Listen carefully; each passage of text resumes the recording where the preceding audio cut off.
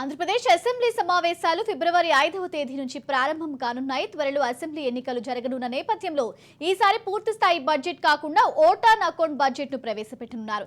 తొలి రోజు ఉభయ సభలను ఉద్దేశించి గవర్నర్ అబ్దుల్ నజీర్ ప్రసంగిస్తారు. సమావేశాలను ఎన్ని రోజులు నిర్వహించాలనే దానిపై బీఏసీ సమావేశంలో నిర్ణయించనున్నారు.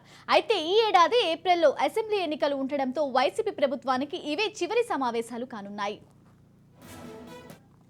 ఇక ఇదిలా ఉండగా తాజాగా ఏపీ మంత్రివర్గం కూడా భేటీ అయింది. ఇందులో పలు కీలక నిర్ణయాలు తీసుకున్నారు. త్వరలో అసెంబ్లీ ఎన్నికలు జరగనున్న నేపథ్యంలో ఉద్యోగాల భర్తీకి సంబంధించి పలు నిర్ణయాలు తీసుకున్నారు. డిఎస్సీ నోటిఫికేషన్ విడుదలకు గ్రీన్ సిగ్నల్ ఇచ్చింది.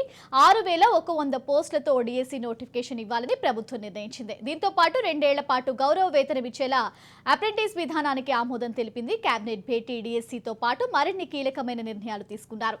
ప్రభుత్వ పాఠశాలలో ఐబీ సిలబస్ అమలుకు కేబినెట్ ఆమోదం తెలిపింది. విశ్వవిద్యాలయాల్లో నాన్ టీచింగ్ స్టాఫ్ పదవి విరమణ వయస్సును 62 ఏళ్లకు పెంచుతూ నిర్ణయం తీసుకున్నారు. అటవీ శాఖలో 689 పోస్టుల భర్తీకి కేబినెట్ గ్రీన్ సిగ్నల్ ఇచ్చింది.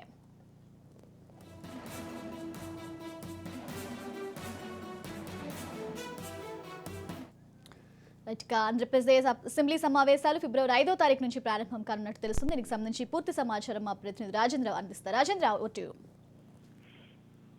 శ్రావ్య, అంటే ఈ నెల 5వ తారీఖు నుంచి ఏపీ అసెంబ్లీ సమావేశాలు ప్రారంభంగా ఉన్నాయి.